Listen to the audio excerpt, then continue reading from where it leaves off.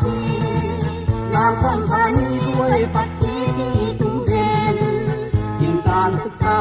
พามาพารุ่งเย็นเรียกประดังเป็นศูนย์รวมแห่งปัญญาเกี่ยวข่าวเด่นสกาวผู้สถาบันสื่อสำคัญผู้รังสรรค์สังคมมือนามเกี่ยวงามเด่นดังความเจริญงอกงามข่าวหมายความและผู้สดใสไร้รอยราคีวิชาดีมีที่ไหนน้อมใจงาม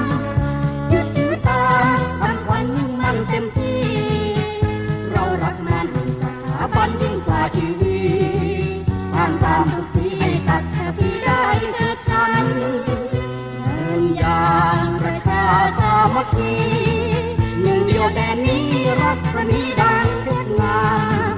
ประชาชื่นชมนิยมทั่วเขตข้างเรื่องลือนามยามประชาสามัคคี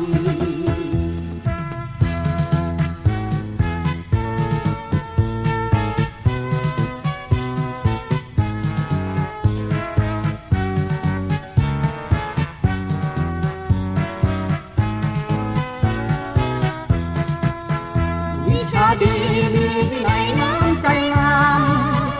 ยึดถือตามคำขวัญมั่นเต็มที่เรารักมันสถาบันยิ่งกว่าชีวิตสร้างความสุขสีให้กับพี่ได้เชิดชันเดินอย่างประชาสามัคคีหนึ่งเดียวแดนนี้รัศมีดัง